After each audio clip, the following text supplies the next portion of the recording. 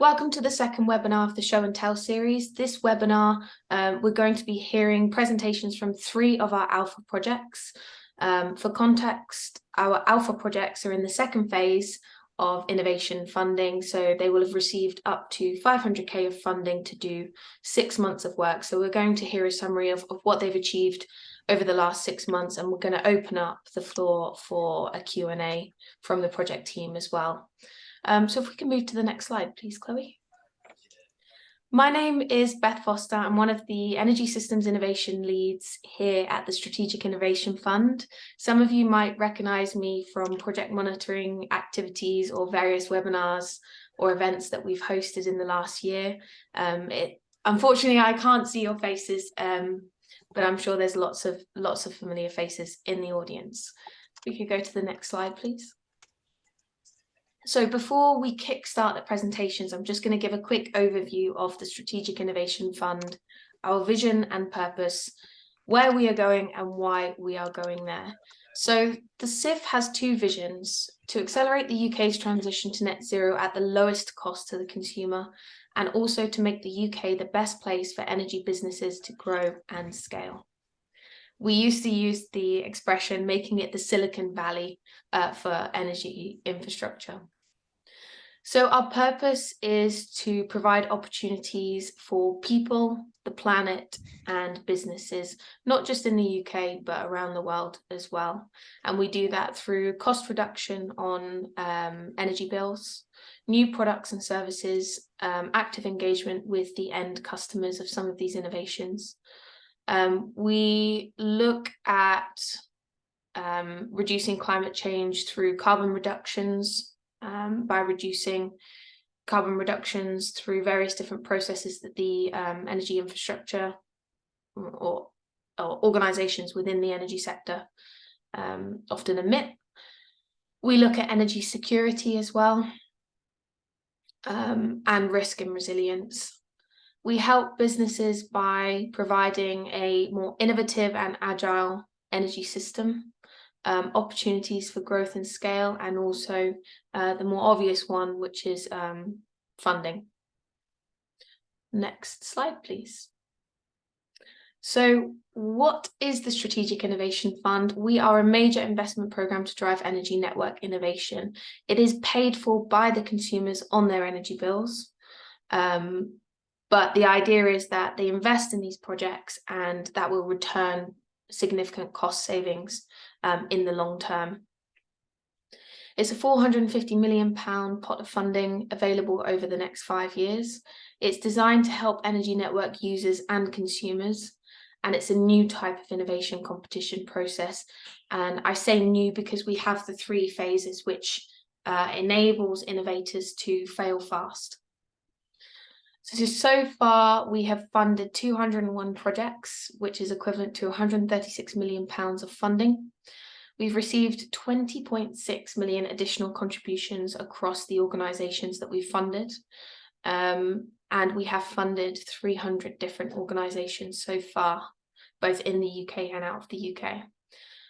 We've also supported well over 70 SMEs as well through our programme. We have projected cost savings of 2.6 billion by 2035 and 7.1 metric tonnes of CO2 by 2035 as well. Next slide, please. So the agenda today we are looking at multi-energy systems and how they can improve resilience on the energy networks. So as we head towards net zero 2050, enhancing resilience is not a simple task. It requires multi-energy systems to bolster our infrastructure. So multi-energy systems integrate various energy sources, particularly renewables, as well as traditional fuels, but that enables flexibility and reliability in our energy supply. This diversification mitigates the risks associated with single source dependence, bolstering resilience against disruptions such as extreme weather events, things that we're seeing more and more in the UK and around the world, or maybe digital system threats as well. As renewable energy sources like wind and solar become increasingly prevalent, their intermittency poses challenges for grid stability. So if we have multi-energy system solutions, the UK can actually fortify its infrastructure against future uncertainty, whilst also incorporating more and more renewables as we go along. So we have 3 projects which we're going to hear from today. The first one is Wellness.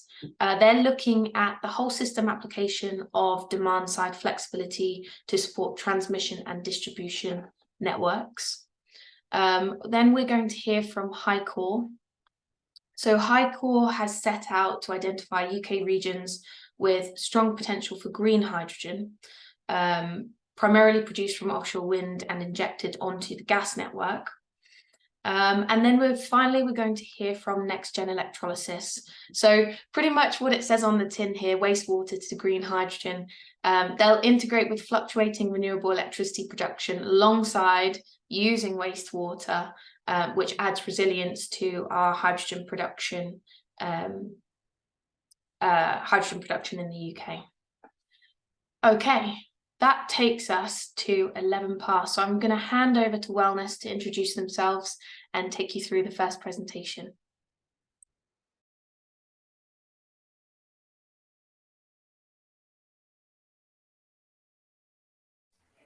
Hi everyone. Sorry, I'm just trying to mute myself. Hello everyone. I'm Alison Strachan. I work for Fraser-Nash and I've been project manager for Wellness. So I've got a few slides to take you through, and some of our project team will be helping me out with this presentation. Could you go to the first slide, please? Yeah, so Wellness, Whole Energy System, Resilience, Vulnerability Assessment is our project. Next slide, please. Okay, just a summary of what we're going to talk about today. We'll give you an overview of our project. We'll talk about the achievements by each work package. We have a demo of the software tool built by the project. I'm not sure if we'll be able to show you that, but we'll try our best.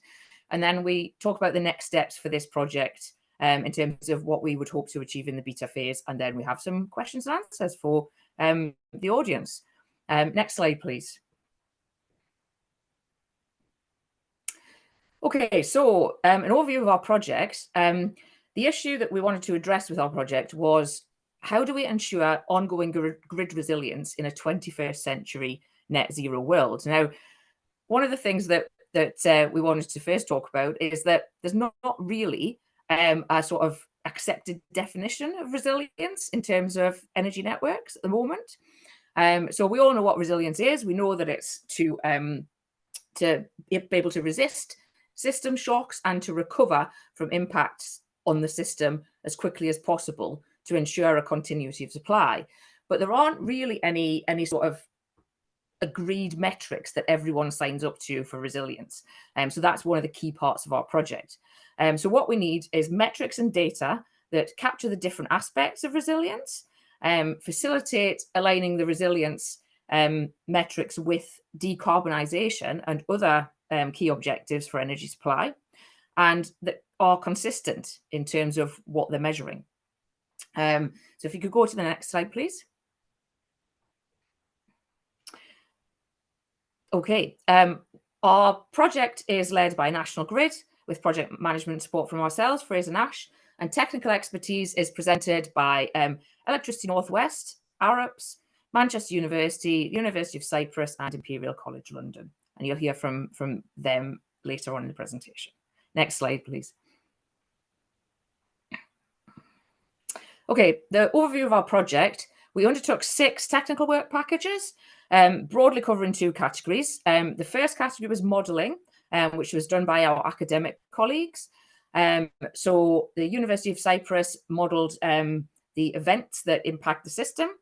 The University of Manchester did the transmission level modelling and the quantification of the impact on the system. And Imperial College modelled the distribution networks and the demand-side flexibility that they could supply. The prototype, bringing it all together in a prototype software platform, was led by the University of Manchester. And then we had another work package talking about stakeholder views and current challenges surrounding network resilience.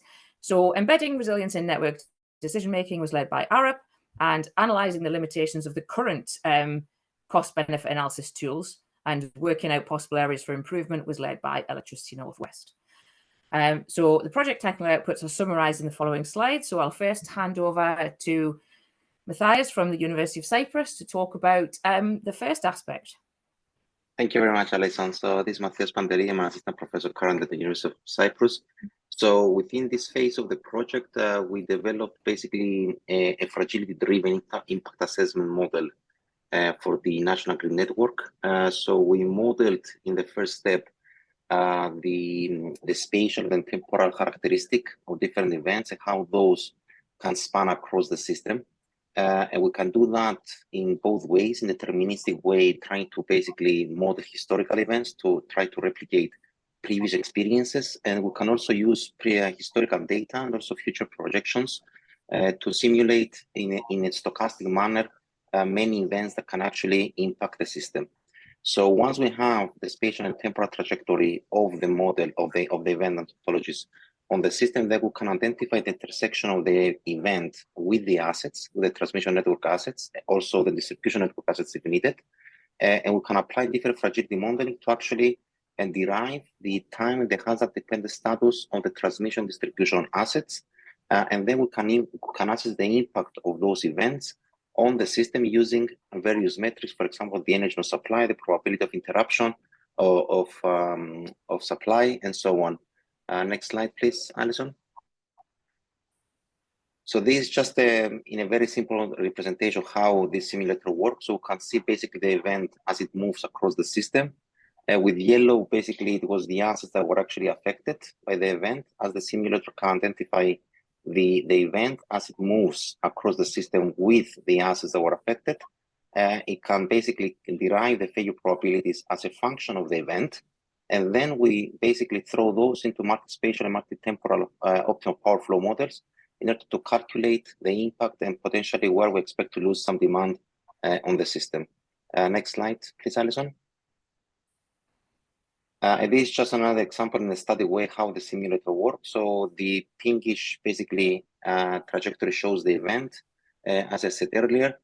And then we can basically visualize which assets were affected by the system and by how much, as well what was the gas speed, wind gas speed, for example, that the assets were affected.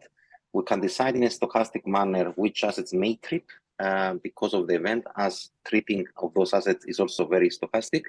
And then we can also estimate where we expect to lose some energy or some demand across the system. Thank you very much, Alison. Okay, and next slide, please. So my name is Alejandro Martinez, Alex from the University of Manchester. We did this work in collaboration with my colleague Robin Priest, also from the university. The part of our work was mostly focused on bringing the tools together, so what we're calling the toolbox for wellness. It's a series of models that provide power system analysis capabilities for the transmission network, but also interfaces for the models that were presented just by my colleague Matheos, as well as captured flexibility from the distribution network for multi-energy systems at the distribution level, which are done by Imperial. If there is time and I'm allowed to share my screen, we will be seeing a demo of this application later on. For the time being, I'll invite my colleague that way to continue with the next slide.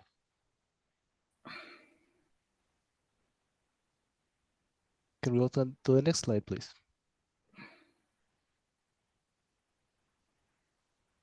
Hello, colleagues.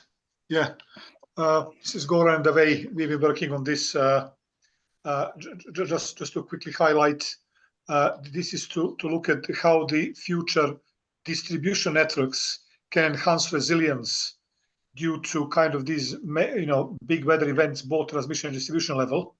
And one of the core aspects of this concept, which we developed the modeling, is one of the new modeling, was to see how this transition to digitalized energy paradigm, you're going to have can actually enhance resilience, because we can differentiate between essential and non-essential demand and make the control much better. And also there is also the resources of supply could enhance resilience is also to do with this decarbonization of transport sector, because there would be buses and taxis and vehicles there, potentially there, which can have a battery storage system which can actually supply, essential demand. And the focus was on this resilience-oriented coordination with multiple microgrids, because we analyze in here, you can see on the right-hand side is such a sketch diagram where there are faults in the distribution networks, and we can also kind of try to see how we can coordinate this to make that work cost effectively. If you go to next one, please. Oh, this is not. I think this is the last one. I think there is a previous one, no?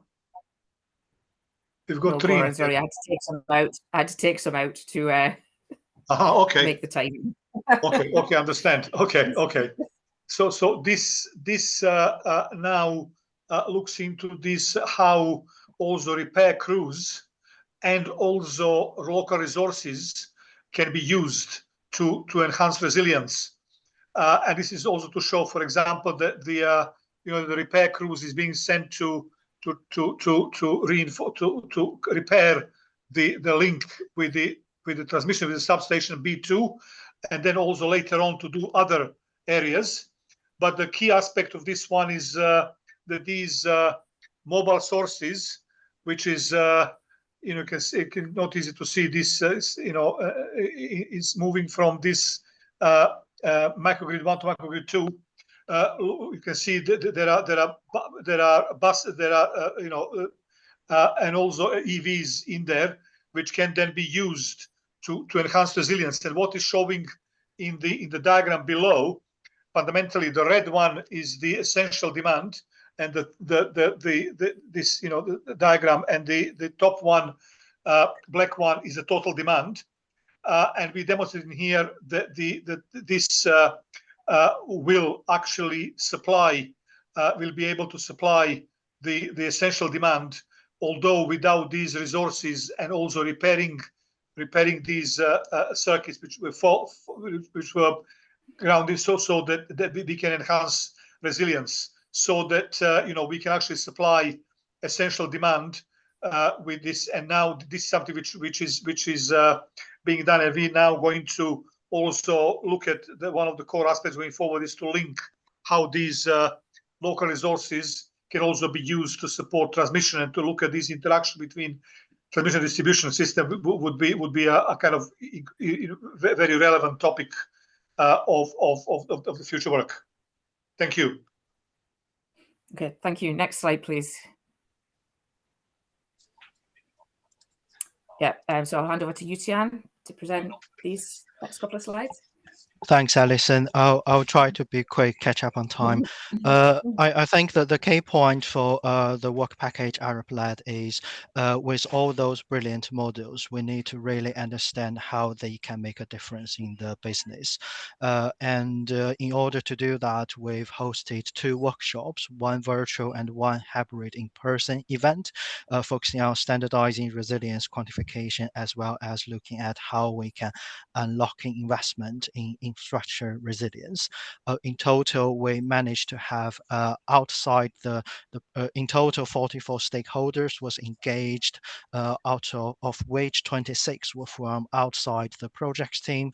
We managed to reach out to National Grid Group Resilience Improvement Manager, as well as the VP from Resilience and Crisis Management. We've also reached out to ENWL's Investment Forecasting Manager as well. Overall, we managed to get 12 organizations involved across the energy sector. We also had a presentation from Ofgem regarding the most recent consultation. And in all those findings then being recorded in reports for the different workshops. Within that, we also included cross-sector case studies, 7 of those case studies, in order to really share the learnings across different sectors. Next slide, please. So just some very quick statistics on the findings. So over the 2 workshops, as well as a post-workshop questionnaire, we in total identified 21 key themes through the workshops on standardizing resilience quantification, another 26 key themes from unlocking investment in infrastructure resilience. From the post-workshop questionnaire, we've in total got 18 detailed comments received. Based on all those feedbacks and key themes, we've identified 7 key opportunities in order to move forward in beta phase on enhanced account investment decision-making process. And on the right-hand side, a very simple word cloud, identifying that all the stakeholders would think evolution of standards is a key part of the resilience going forward, and this is pretty much what's been set out in wellness objectives to achieve at the end of the project. And another thing we would like to highlight is our stakeholders did emphasize the balance between modeling as well as looking at practical knowledge and experience. And through the whole work, as well as in the next phase, we're working on strategy and framework for embedding resilience in decision-making process. And that is one of the big picture of wellness, and is where we can address this balance. Thanks. Okay, next slide, please. Yeah, thank you. So the last work package was the analysis of the existing tools, and existing tools obviously focused on returns, and the following are key challenges that we had. So particularly in terms of cross-boundary working, who gets the benefit? So if something in a different DNO area to Electricity Northwest could enhance resilience in an Electricity Northwest area, so a line across a boundary, say, who pays for it and who gets the benefits of it, and how are they attributed in the various accounting mechanisms that we have to deal with electricity accounting. And another aspect was customer numbers and frequency events. So is it the current metrics tend to look at sort of customer minutes lost, but is that an adequate metric if you have 1,000 customers off for an hour? Is that the same as having 100 customers off for 3 days? So we need to kind of think about what's more impactful on the customers from that perspective. And there's a potential improvement we've identified by looking at resilience through the social return on investment type of measurements. But obviously that again is in its infancy, so it'll be something that we'll explore in further detail in the next phase. Next slide, please. Yeah, I don't think we're going to have a chance to go through the demo, so we need to share my I screen. don't think so, sorry. Cool. That said, what I just want to flag is no, if you could just maybe talk about it. Yeah, the tools are being developed open access. To facilitate the use of these tools, we're using what is called data notebooks. That means the tool can run on a browser. We have different versions here. I'm showing 2, one in Jupyter, one in Colab.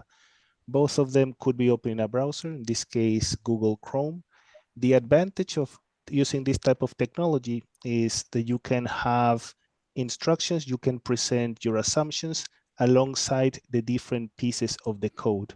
So rather than providing the tool without much information about how it's used, the guide, which also acts as a demo, shows you the different assumptions, presents you how to execute different types of studies, and shows you how to use the code to get those results.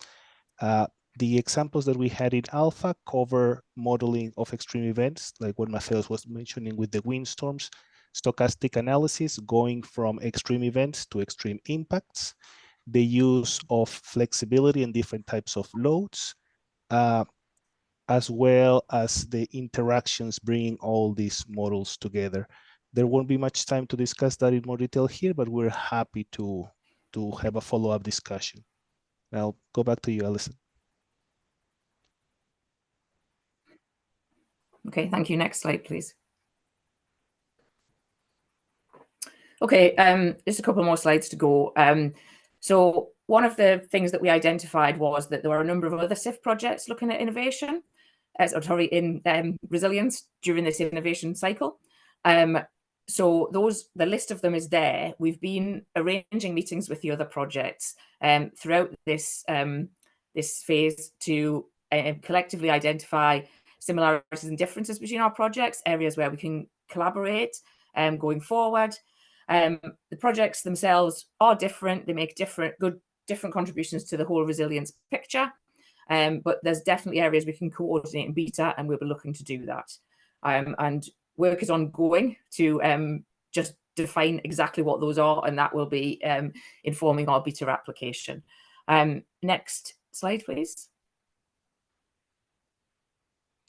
So yeah, we've identified some new partners for the beta phase.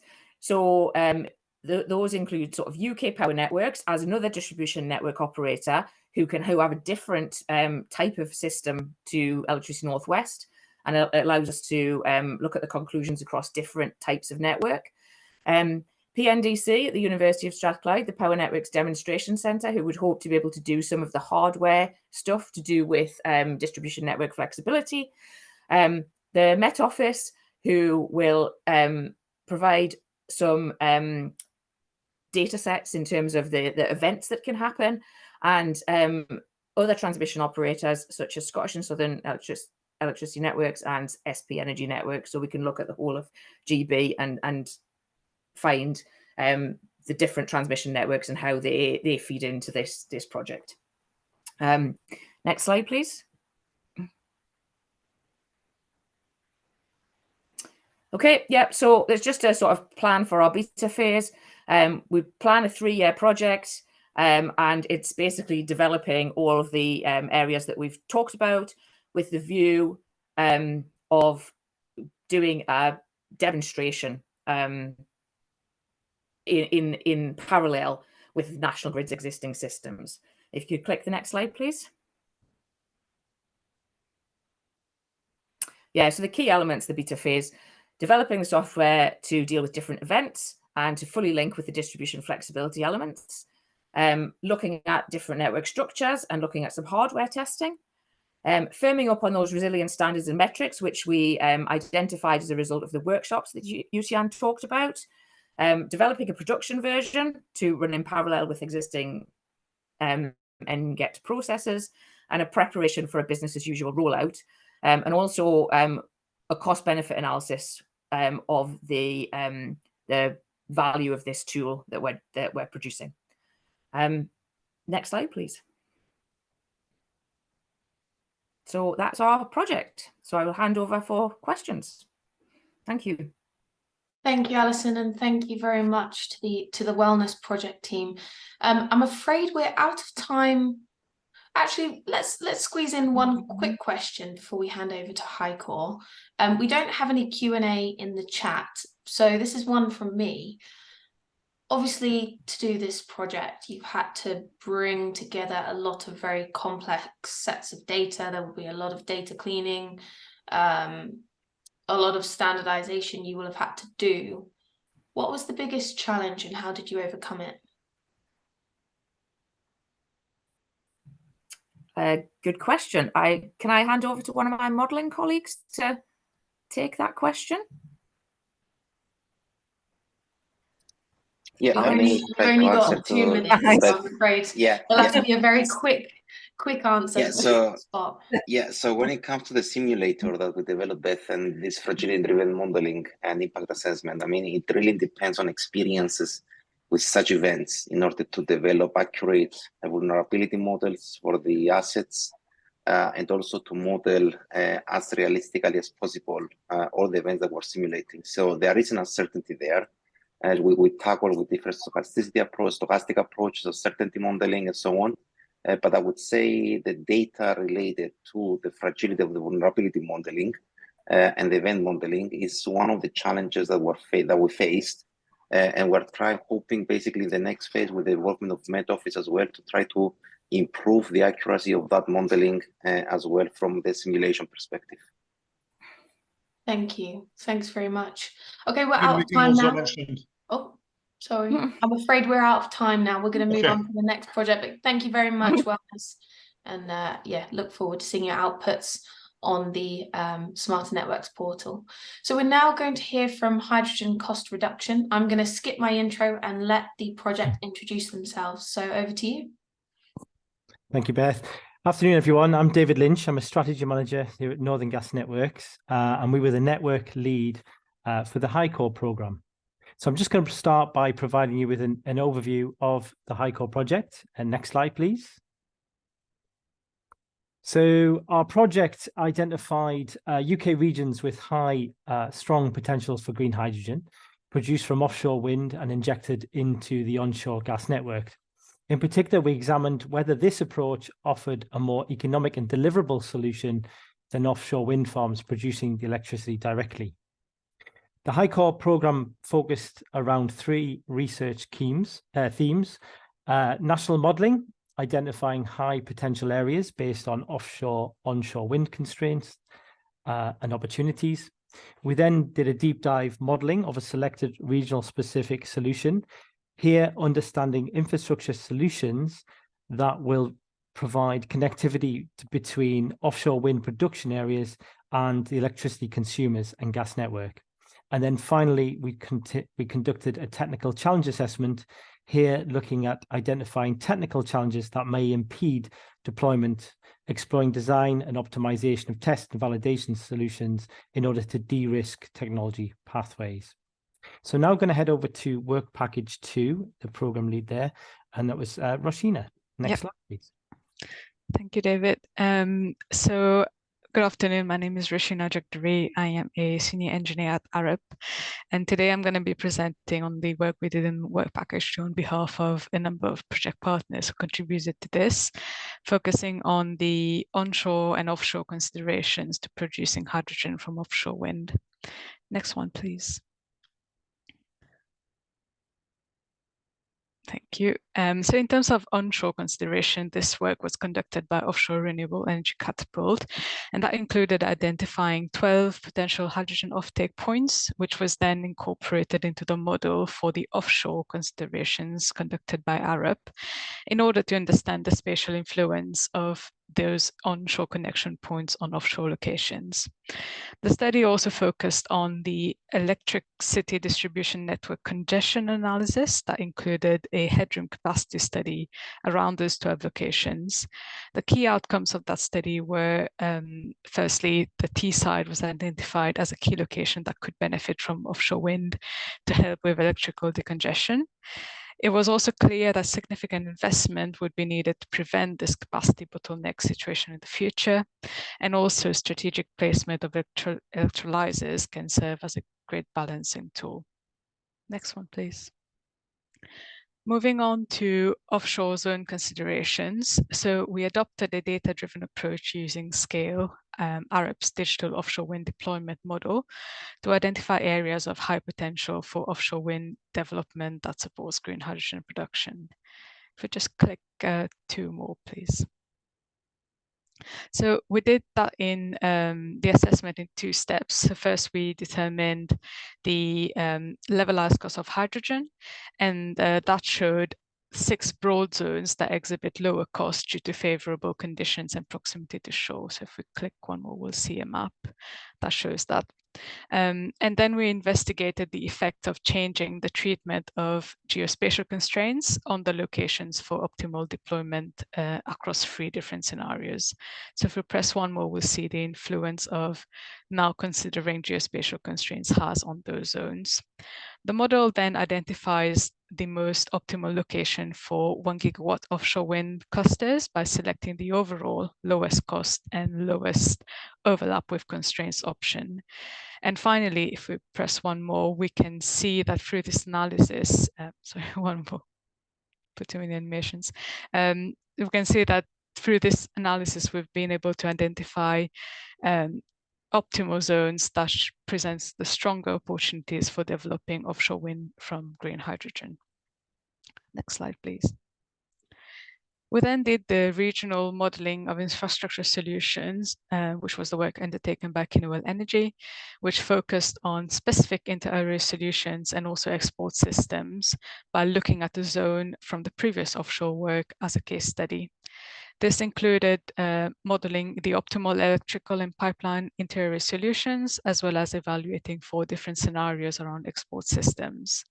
Specific to this study, the centralized offshore production hydrogen scenario was the most optimal, which is the top one. And through this work, we've been able to gain knowledge on these types of infrastructure and which one could be the most efficient one, and also develop the view on the most optimal site design. Next slide, please. Oh, yeah, one more. Alongside our partners at Newcastle University also did a deeper dive study into the water constraints and requirements for electrolysis. The key insight from this study was that the water demand for cooling is higher, between double to 4 times the actual water demand for electrolysis itself.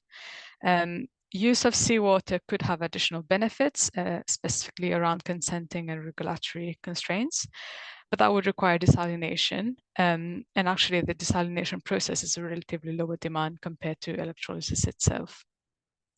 Last slide, next slide, please. Last one. So yeah, finally, our partners at Unesis then developed a digital model of the onshore infrastructure for that case study to provide an overview of the existing infrastructure, but also to identify potential hydrogen storage sites and also assess the status of current developments. The methodology used here for the Teesside industrial complex, again as a case study, can be replicated across any industrial region. And also the use of a game engine allows the model to be developed in real time and also map it forwards to see how the infrastructure needs to change as our dependencies move from hydrocarbon to renewables. Thank you for listening. I'll now pass on to David, I believe. Oh, sorry. We're going across to, I think we're going across to James. James, yeah. Thank you. Thanks, both. Next slide, please. Hi, my name's James Withers. I work for the Offshore Renewable Energy Catapult. I'm part of the engineering team there, and I'll be presenting our work on Work Package 3, which was kind of looking into the technical challenges to delivering a hydrogen active project in an offshore environment. Next slide, please.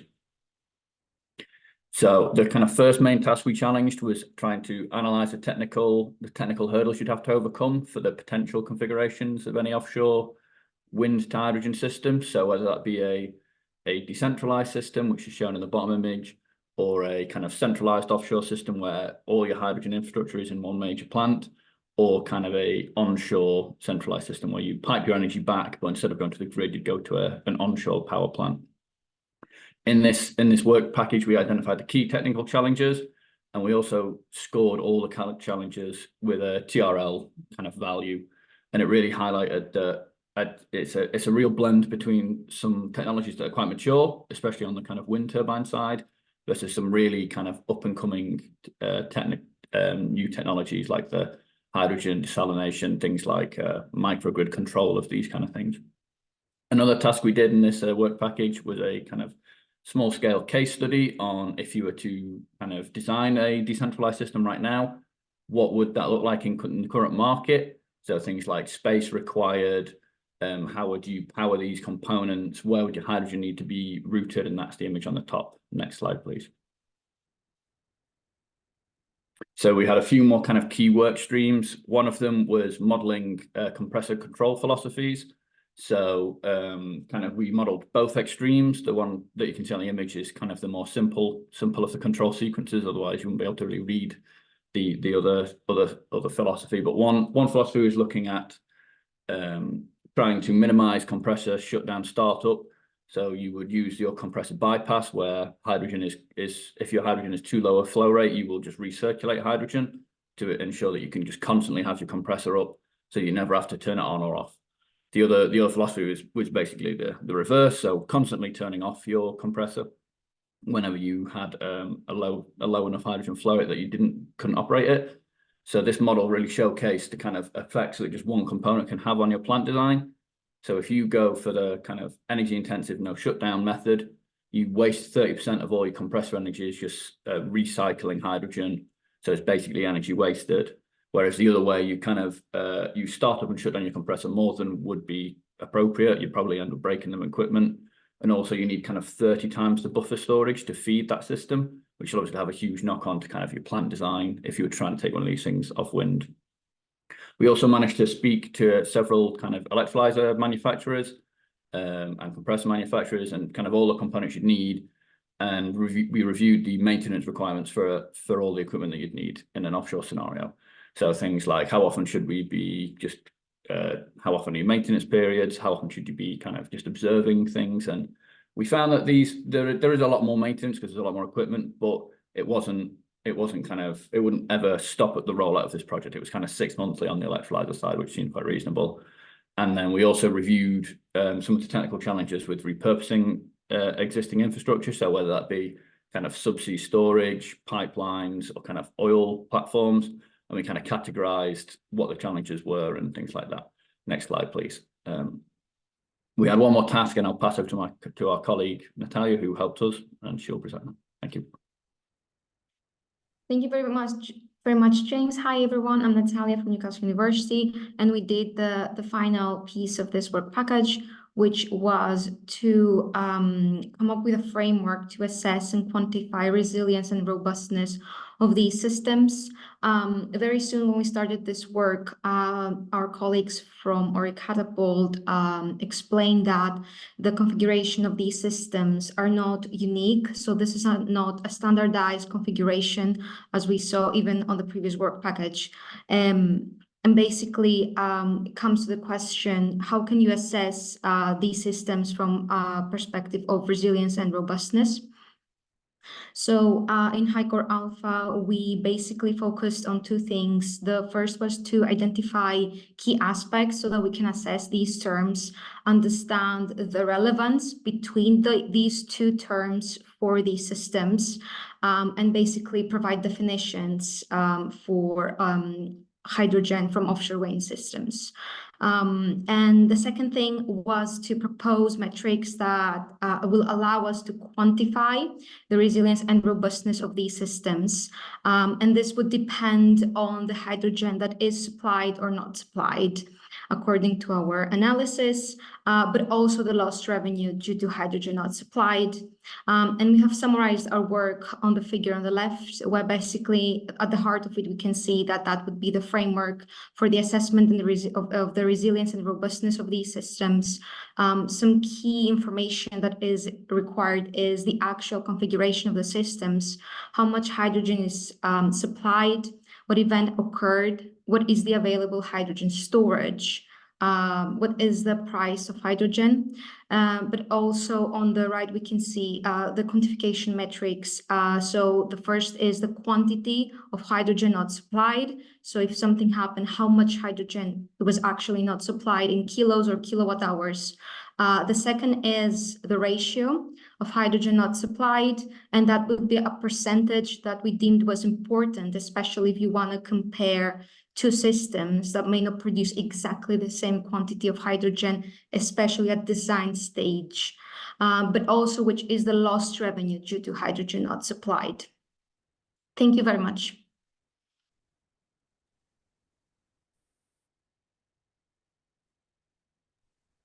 Okay. I guess I'll pass on to, I don't know, Anna. David, who's next? It's Anup, I believe, next. That's Anup. right, yeah. Thanks, David. Anup. So go to the next slide, please, David. Thank you.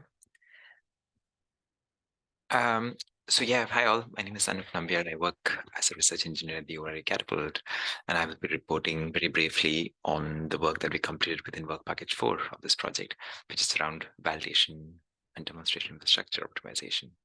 Next slide, please.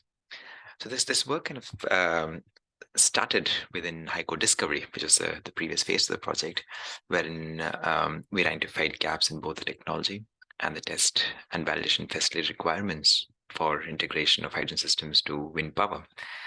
And within this work package of the current project, HyCoRe Alpha, we focused mainly on existing test facilities that we had at Catapult and NextGen, with the aim of identifying enhancements we would need to make to these facilities to fill some of these identified gaps from the previous phase of the project.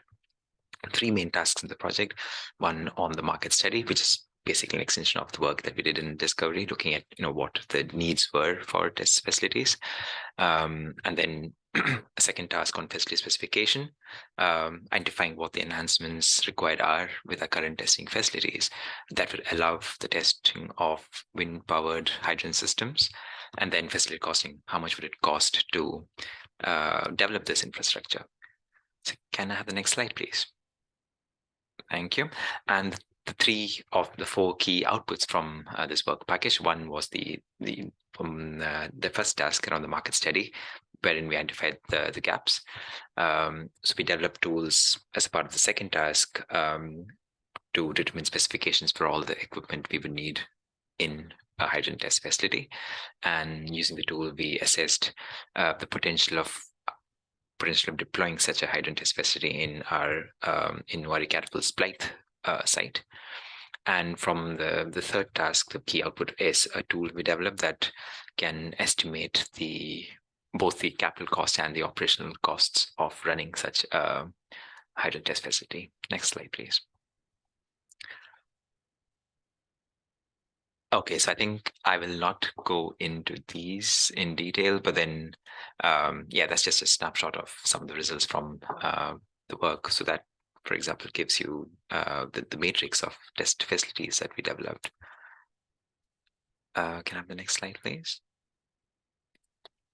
Yeah, this image there gives you an overview of how we would test hydrogen systems with, the bits on the left of the image there being existing facilities, while those on the right being the enhancements we would need to make to test such systems.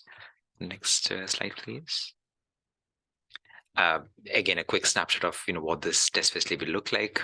We've got the electrolyzer in the middle, but then we've got a lot of the power supply requirements, water drainage requirements, hydrogen offtake requirements around it. And these are the kind of equipment we designed or determined specifications for in this work. Yeah, next slide, please. And that's just a quick snapshot of some of the economic stuff we did, looking at operational costs in this case. Thanks. Next slide, please. Yeah, that's great. Thank you very much. Thanks, Anna. And then finally, we're going to pass over to Dylan Jones. Dylan. Thank you. Dylan Jones, Kinemal Energy.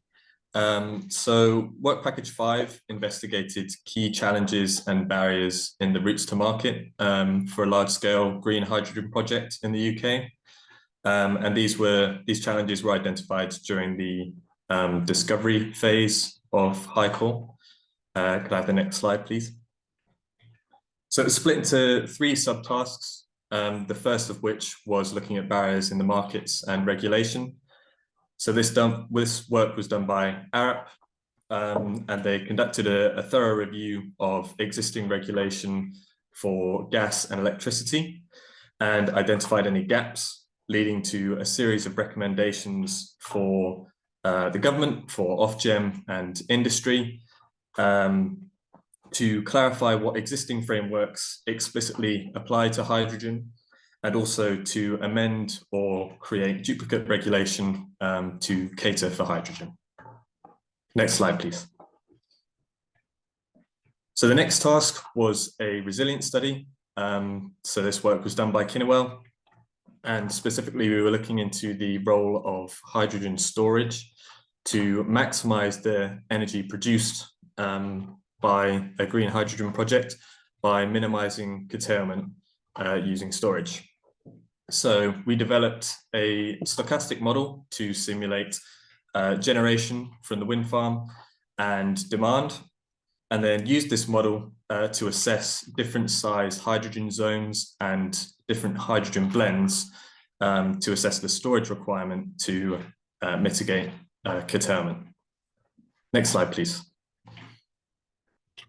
So the work highlighted the importance of matching the size of your generation to the size of the demand, and vice versa.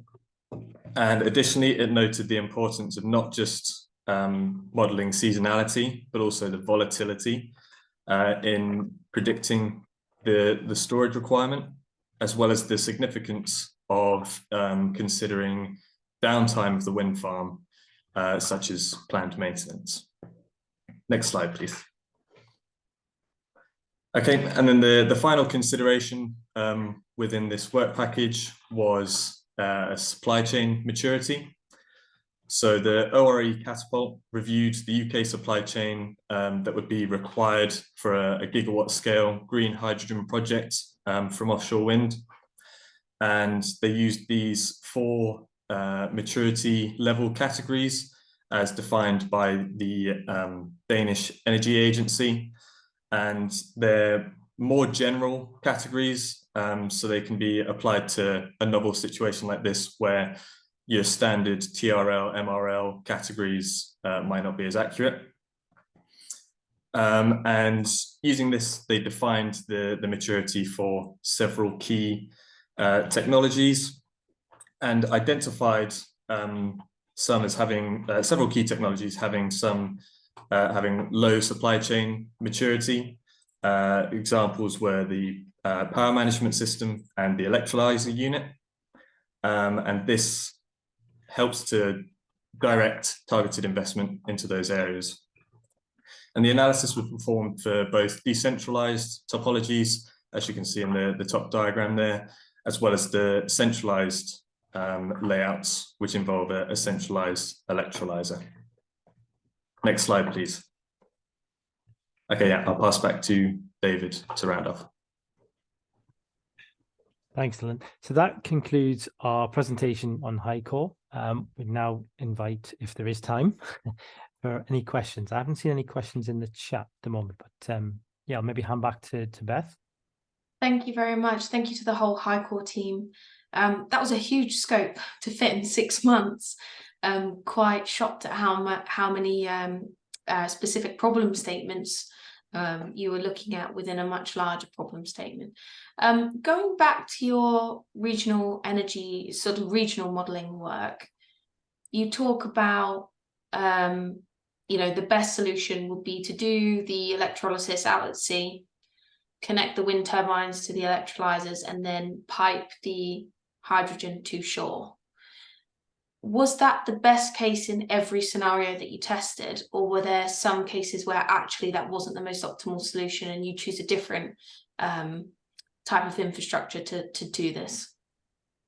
Regina, do you want to take that one? Yeah, I'll try to answer on behalf of what Kinwell and at Arab we did as well on this project.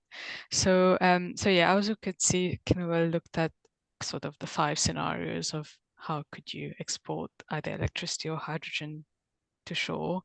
I have to stress that they did that for like one site as a case study. So for that one site, it came out as the most optimal option to produce the hydrogen on a platform offshore, not actually on every single turbine location, and then to basically pipe that onshore.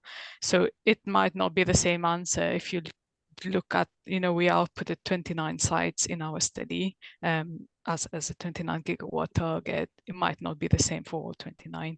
It depends on the distance to shore and etc. But that was the case for that one case that we looked at. Now for the wider sort of offshore modeling that we did at Arab, so we model 2 configurations. We model, so we kind of threw out the model, the offshore production of hydrogen and then producing onshore. And then the model just selects the lowest cost and outputs the 29 sites in the right location. I think that it can vary slightly depending on, you know, either geospatial constraints that vary or where do you select your onshore location. But in general, the offshore, in other studies that we do as well, the offshore solution kind of comes out as a bit cheaper because you avoid the onshore substation. So if you want to do electrolysis onshore, you're going to have to power down the voltage. So that's a big cost item. So that's kind of the general trend, but we will have to model every scenario if we want to see exactly what's the ideal solution for each one of them. Hope that answers to a certain extent. Thank you very much. You have actually in the last minute, you have received 2 questions in the chat, but Okay. instead of answering them live now, can I invite yourself or your team to type an answer directly in the chat, and we're going to move straight on to the next presentation. No Thank problem. you very much. Thank We you. have 2 questions. to. Thank you, HyCoRe. And now over to the final presentation, which is NextGen Electrolysis. And to save time, I'm going to invite the project team to introduce themselves, and I'll hand over to you. Thanks, Beth. So, hi everybody. I'm Charlie Newbold. I'm the head of operations for Hydrostar. So, can we go on to the next slide, please? Thank you. So, essentially, what are we looking to do with NextGen Electrolysis? It's reduce the operational barriers of the green hydrogen economy to enable resilience of supply of hydrogen and a cost reduction of hydrogen for consumers. So, at the moment, wide-scale green hydrogen production is limited by operational constraints and infrastructure requirements.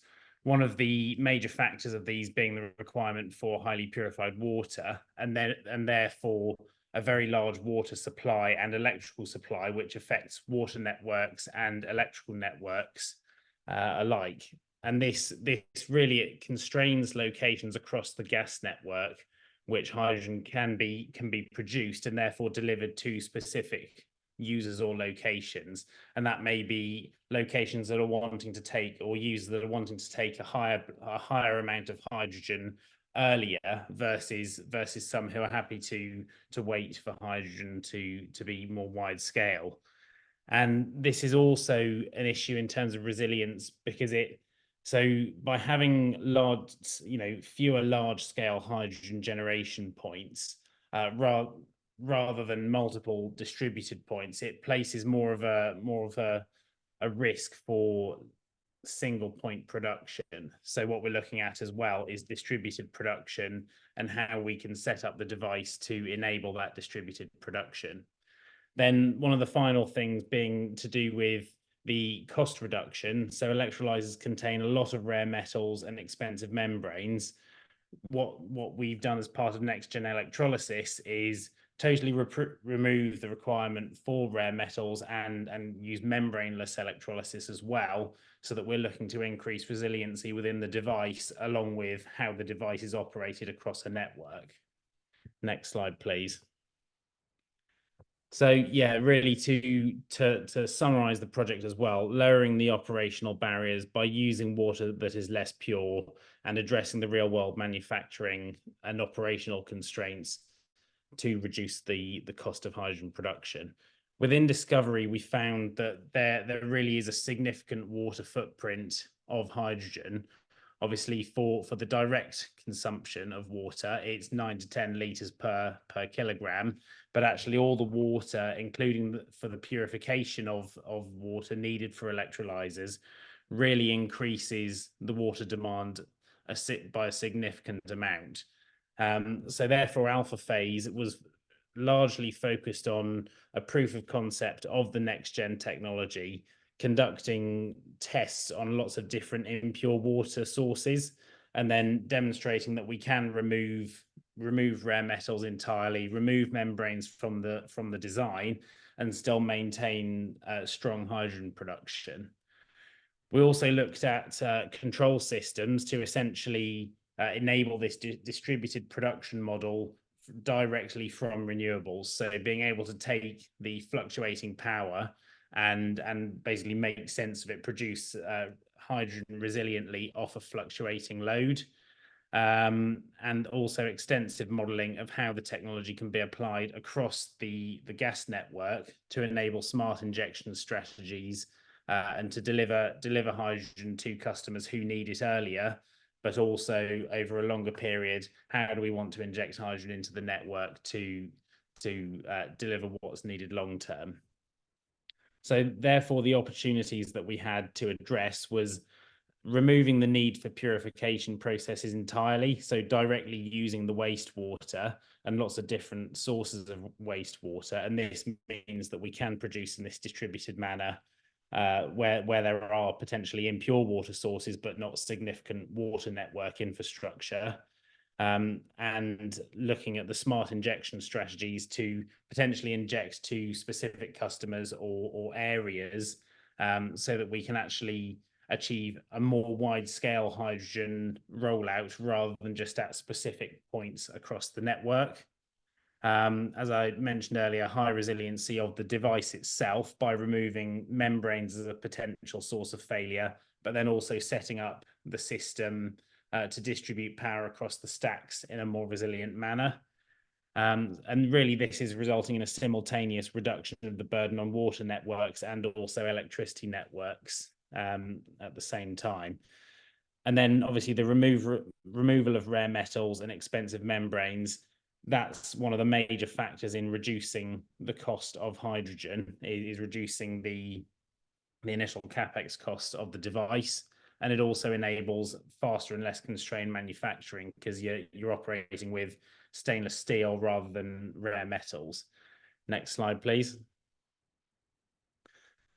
So yeah, onto the activities that we undertook as part of the alpha phase. What obviously, if we're going to be looking to test hydrogen generation from wastewater sources or impure water sources, we had to get a load of them. So we collected from a number of different sources: rainwater, river water, seawater, estuary water, effluent mine, and we tried brewery water as well. So a real mix that we had for this project.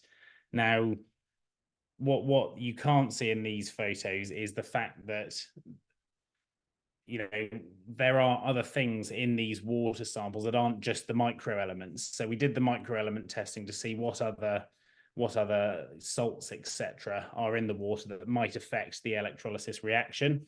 But also there's just the issue of solids in the waters.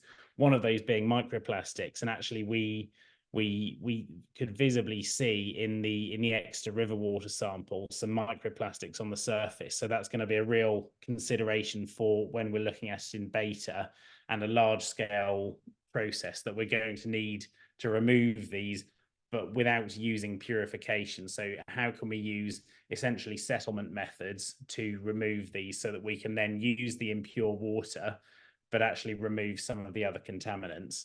Next slide, please. So yeah, on the testing front, essentially we did a lot of testing at Cardiff University. So the design of the electrodes is a coaxial membraneless design. That's what the one you can see on the left-hand side of the screen there. So totally removing membranes as a point of failure.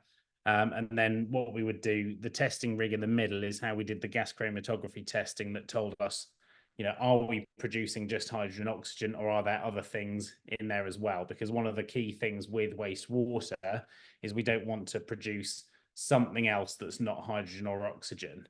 So what was really, really great as an output from alpha, we produced a minimum of 94% purity for all of the wastewaters that you saw on the previous page. And from seawater specifically, we produced 94.9% pure hydrogen. So really strong outputs for alpha phase that we can hone in the beta phase by adjusting the electrolyte, adjusting different controls on the electrolyzer to increase that further.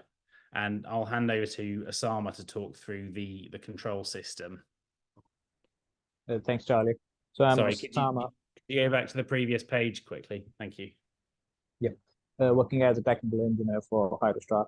So in terms of the control system, it's currently capable of sensing the incoming power coming from the PV, which is fluctuating in nature.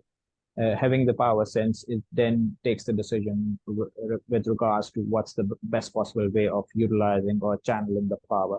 Should it be given to one particular electrolyzer stack, or should it be evenly distributed, or whatever the decision of the control system is, depending on the algorithm that's present inside it. So having multiple smaller electrolyzer stacks rather than one bigger one also gives us the advantage of utilizing the small amount of solar PV that's available during the extreme times of the day, early morning and near the sunset time. In addition to that, we also add on to resilience because we have multiple electrolyzer stacks that are connected in different configurations. So if there's one going down, the power can be rerouted to a different channel. And as a result, we are always having hydrogen being produced, being uncertain of a breakdown or any other unpredictable event, further adding to the resilience of the overall system. So in terms of the further steps, it would be very beneficial for us to look through the data feedback, which would involve initially the data extraction from each of the electrolyzers stacks. For example, we can have data in the form of the degradation rate. And then as a result, the control system can take better informed decision as to what's the best possible manner in which the power or things could be managed and power could be distributed. Back to you, Charlie. Thanks, Osama. Could we go next slide, please? Thank you. So within trying to access the lowest cost hydrogen possible, we wanted to look at how can we co-locate the design and also achieve cross-sector benefits at the same time. So our core waste products from electrolysis are obviously waste heat and oxygen. So what can we do with those to actually essentially discount the price of hydrogen? What we were looking at is specifically on the water network side of things and at wastewater treatment plants, if we can, number one, directly consume their final effluent that's being discharged, then we're not needing water purification kit on site, which is a major cost saving in terms of the CapEx setup of the system. Then if we can actually use our waste oxygen, and bearing in mind that we produce 8 times as much oxygen on a mass basis as we do hydrogen, there's actually a lot of oxygen that would otherwise just be being vented. So can we pump that into the water treatment process, the aeration process specifically, to reduce the electricity demands of the wastewater treatment site? And then also, what can we do with our waste heat? So electrolysis, by and large, probably loses about 30% from waste heat. So actually, this is something that we can, if we're operating at a fairly large scale, we can do something with the waste heat, such as drying out, specifically in this, is drying out material post anaerobic digestion type thing. So that the material going off site is not water weight, it's actually solid weight. So it's a potentially really good use of the waste heat, all of which increases the overall system efficiency rather than just the single point of the electrolyzer. Obviously, this is location dependent. Not every site has a wastewater treatment plant on it, but that's why it's important to look at the waste heat and the waste oxygen, not just one or the other, because in a lot of locations you can use at least one of those things. Next slide, please. Next slide, please. I'll hand over to Mark from Wales and West. Hi, I'm Mark Evans from Wales and West, as Charlie just said. So part of one of the work packages was to look at different gas network elements for the network resilience side. So we looked at how flow analysis was mapped by GIS to look at for at least one of these industrial customer sites to show the flow directions, because this will be key in knowing whether we'll have any sensitive users downstream of the network if we were to blend in. We then looked at the hydrogen generation potential for the renewables on site if that industrial customer was to have any wind or solar already on site, or whether it would have any other energy demands. So which we can then link to with the blending side. We then looked at seasonal analysis for different sites, and how winter or summer would then affect it. During the summer production, hydrogen combined the demand of the site, with 20% blending potential shown with a requirement for storage. And it was modelled based on a 1 megawatt electrolyzer with 5% network blend, mainly because we were looking at this industrial customer for potential beta. So at the moment, we can't technically blend into the network. And to start off, we'd only be able to blend up to 5%, just down to calorific values and due to billing reasons. This was based on 100% conversion for the industrial customer with 100% yearly demand. Then we looked at the output of a combination of different technical models, which can be applied to any specific site or demand level across our network. So when we go to a conversion in future, do we sectorize certain parts of the network, sectorize it around an industrial customer that can take a 20% blend, or may only be able to do 100% natural gas, or essentially only 100% hydrogen? There's either one or the other. And being able to model it around the different parts of the network essentially will give the resilience for that sectorization, or anything around the network, a bit like biomethane currently does at the moment. So as you can see with the graph at the bottom there, that was based on the 1 megawatt electrolyzer. They could inject up to the 5% within the winter, but then over the summer, it would have gone over the 5% and over the 100% of that industrial site, so they would have been storage. But obviously in the future, when it goes up to 20% blend, there wouldn't have been any requirement for storage, and it means that there'll be more ability to inject further hydrogen into the network, essentially. Just pass you back to Charlie now. Thanks, Mark. Next slide, please. So summarizing the benefits that we can achieve with a NextGen device and the distributed production model, we can have a mixture of on-site production and blending to supply hydrogen to either specific areas or users on the network. So let's say the industrial customer wants 100% hydrogen on their site because they want to decarbonize earlier, but actually the cost of the installation might be quite high if you're needing to store all of that hydrogen. We can actually look at, okay, with our excess hydrogen over and above site demand, we can potentially inject that into the network. Or the flip side is actually, if you want to just have a staged rollout of hydrogen across the network, we can model and supply those demands quite well with a distributed production model. We've also got the total removal of water purification equipment from both a CapEx and an OpEx perspective. So we're not having to buy the system, and obviously we're not having to operate it. And then the prototype tests of the direct hydrogen production from all of the different water types. One of the ones the two that we were particularly happy about were at the effluent water and the seawater, because they are very widely available. Obviously, without further separation, we achieved this average of 94.7% that we can build on within beta through the electrode setups and also the electrolyte blend that we're using.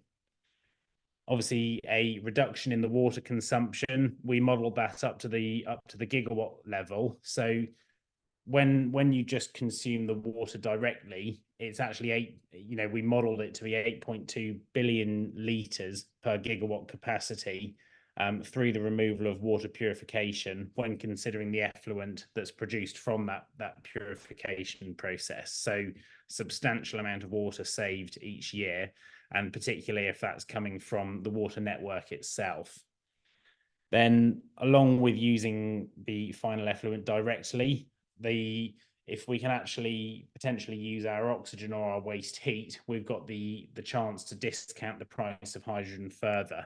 And that's alongside the fact that we're using stainless steel electrodes rather than rare metals with an expensive membrane as well. So you're actually contributing to a reduction in the capex cost of the system, but also a lower lifetime cost of hydrogen as well, because we're able to actually increase the whole system efficiency by potentially using these waste products. And then from the control system perspective, from some of the models that we were doing with solar in particular, we could generate up to 10% more hydrogen from the same plant by actually being able to distribute power in specific ways across the stacks using the control system. And it also means that we have a greater potential to use curtailed power. Next slide, please. Thank you. So in terms of next steps and the thought evolution that we had throughout alpha phase, essentially we can model industrial sites and the network as a whole and inject the excess hydrogen that we're producing potentially on an industrial customer site to the wider network. We can achieve cross-sector benefits for the water network and the electricity network as well by reducing the demands that wide-scale hydrogen production would place on both of those systems, but also vector management is going to be an essential to optimal electrolysis efficiency within beta and the future. And then a prospective look at one of the things that we're going to need to look at in beta. Obviously, I mentioned that there were microplastics and other elements in the water.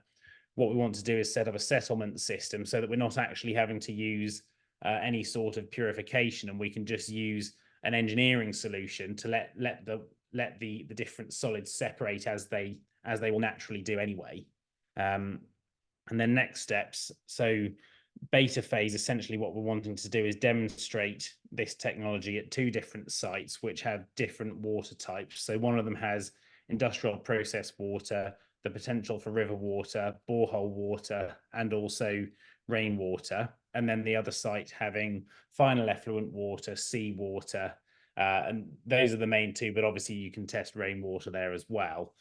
So the other difference is that we want to do one as a blending site and one as a 100% hydrogen boiler installation, so that we can actually show the potential immediate blending approach versus a long-term 100% hydrogen conversion approach.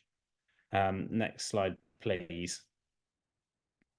So yeah, we'll just take any questions that people have got now. Thank you. Thank you, Charlie, and thank you to the whole team. We have 2 questions in the chat in the Q&A box already. The first one is, when are purified water constraints likely to become an issue, which is driving the need for wastewater for electrolysis?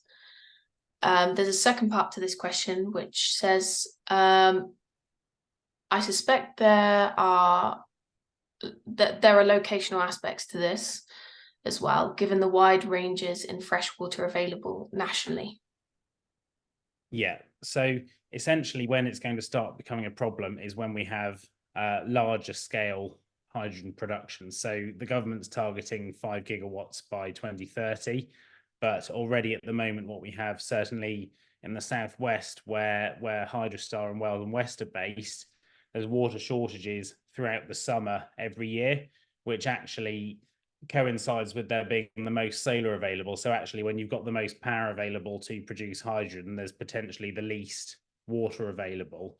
So one of the things that we'll be doing in beta is actually modeling, working with the water networks across Wales and West jurisdiction to identify when is it going, when can we identify when specifically this is going to be a problem, because, and then actually in the southeast, they're hit by constraints in water availability even more so than the southwest. So we're already seeing stuff, obviously there's hose pipe bans and stuff, but when we actually look to install at the gigawatt scale rather than the megawatt scale, that's when we're looking at the need for other water sources other than tap water, essentially.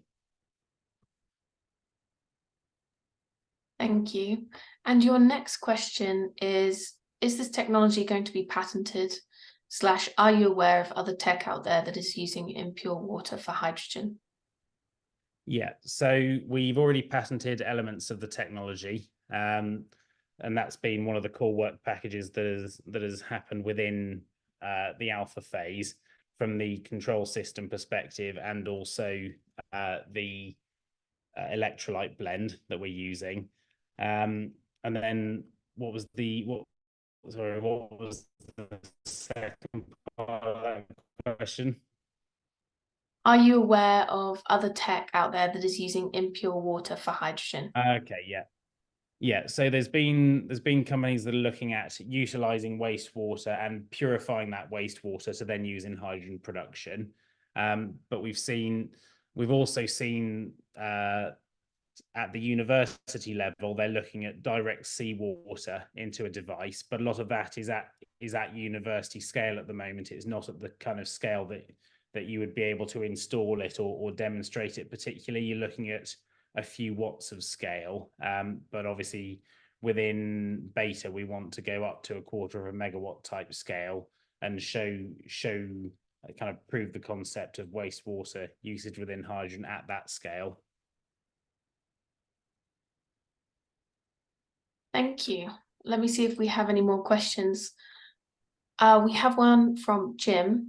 For the 2 proposed beta sites, what is the electricity grid capacity, i.e. is there the ability in the beta project to utilize excess electricity on the grid at times of high renewable generation? Okay, so one of the sites, what we're looking at doing is a totally off-grid solution, so using direct solar coupled to electrolysis.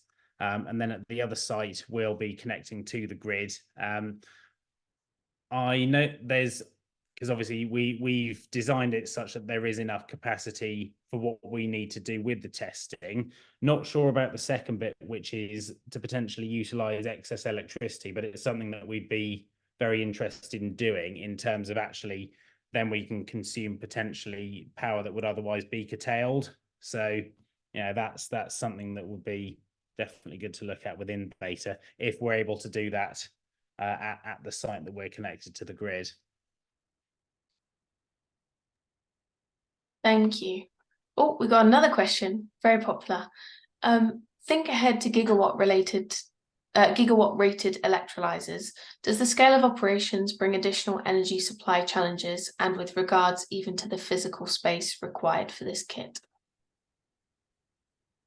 Okay, so scale of operations bring additional energy supply. Yeah, so that's again going to be quite a lot of that is going to be on a site specific basis. So we would need to look at what is the availability of power in that area. For example, would we look at using grid power, or could we potentially take an offshore, let's say there's offshore production, we could take that power and generate at a specific point onshore. So in that regard, yes, absolutely, energy supply is going to be a challenge, but any installation of electrolyzers will face the same problem type thing, is where are we going to get that from?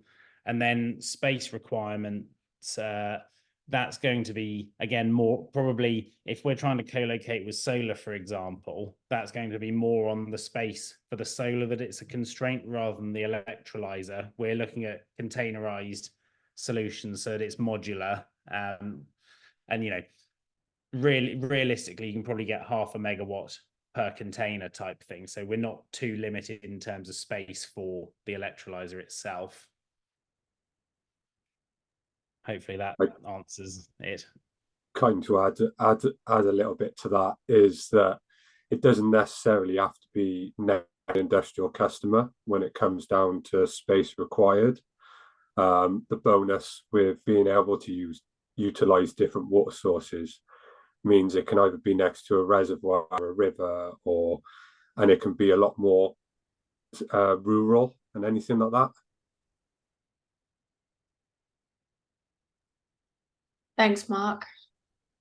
Thanks, Charles. Awesome. I think that's all the questions we had for this project. So thank you very much to the NextGen team.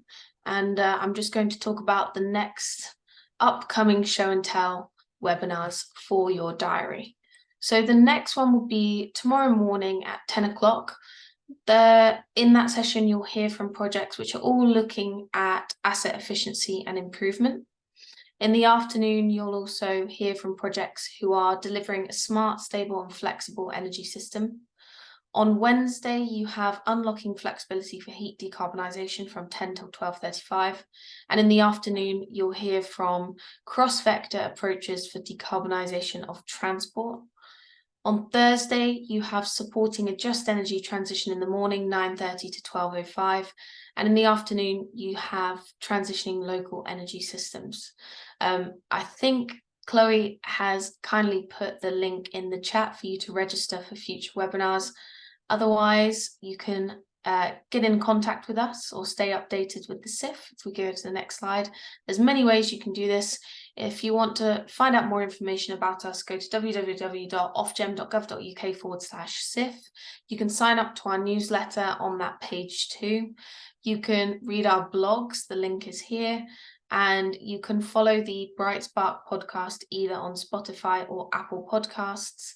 And any inquiries you have about the SIF, please email our inbox, which is sif_ofgem@iuk.ukri.org. Thank you all so much for listening, and we look forward to seeing you on the next webinars.